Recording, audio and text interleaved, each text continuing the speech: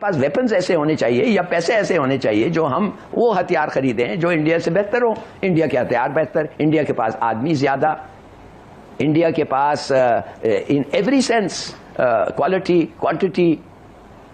चलिए आपके पास ये ज्यादा है, जोश और वलवला आपका ज्यादा है, 10 गुना ज्यादा है, मगर जोश और वलवले से तो नहीं जीतते ना। आप क्यों जीता ईस्ट पाकिस्तान में? कितने डिविजन्स थे इंडिया के ईस्ट पाकिस्तान में? 10। ये जो मैनिक शॉ फील्ड मार्शल बना है 10-1, इसके 10 इसके पास थे तो हमारा 1 डिवीजन। ये 90,000 लोग आप सुनते रहते हैं, कितने थे एक्चुअली फाइटिंग फोर्सेस? 43,000।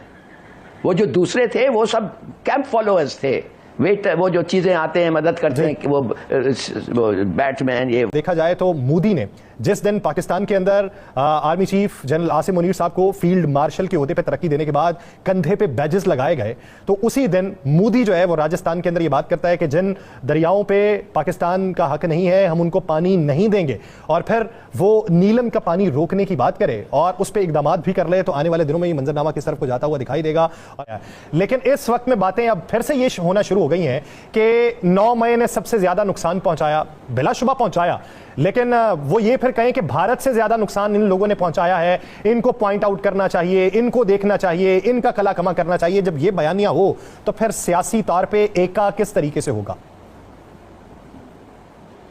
बड़ा अच्छा सवाल है आपका। और राणा साहब क्यों घबराया हुआ है वो बता देता हूं कि अब ये पता चल गया है 4 F-16, जी हाँ 4 F-16 भारत ने हवा में मार गिराए और 4 ही F-16 भारत ने ग्राउंड पे खत्म कर दिए। जी F-16 हाई टेक। बात तो J-10 की भी हो रही है जिसको वो दूसरा हाईटेक मानते हैं, लेकिन J-10 का अभी कंफर्मेशन हुआ नहीं है, इसलिए अभी भारतीय एयरफोर्स उसे बता नहीं रही है। बात तो 2 JF-17 की भी चल रही है। अच्छा, दूसरी तरफ से जो क्लेम आए थे वो पूरी तरह से गलत साबित हो गए कि हाँ भाई ये 2 हमने मार गिराए। वो 2 कौन से मार गिराए? जो भारत ने डिकॉय फायर किए थे शुरू में। वो डिकॉय इसलिए फायर किए थे कि वो डिकॉय से उनकी एयर डिफेंस सिस्टम जो है वो ओपन अप हो जाए, और एयर डिफेंस सिस्टम ओपन होने से भारत जो है उनके कोऑर्डिनेट्स वगैरह फटाफट पता कर ले। भारत ने पता कर लिए, भारत ने उनको उड़ा दिया। एक कह रहे हैं कि high altitude very high value asset Bharat ने उड़ाई है। अब ये क्या है? High altitude very high value asset, ये क्या कोई सैटेलाइट है? क्या भारत ने किसी चाइनीज सैटेलाइट को जो पाकिस्तान के लिए काम कर रही थी उसको उड़ा दिया? ये भी क्लियर नहीं है, लेकिन ये आया है कि एक high altitude very high value asset. Very high value asset क्या हो सकती है?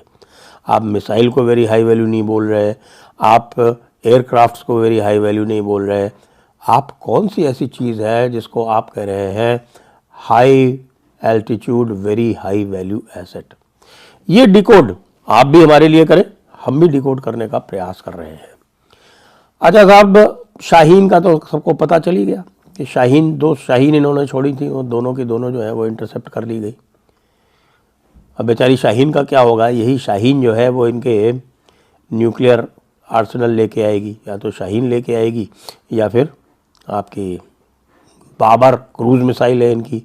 बाबर क्रूज मिसाइल सब सोनिक है, सब सोनिक। तो जब ये आपके 14-15 मैक वाली शाहीन जो है वो इंटरसेप्ट हो गई, तो बेचारी बाबर क्रूज मिसाइल का क्या होगा? एक और बात पता चली कि भाई 10 तारीख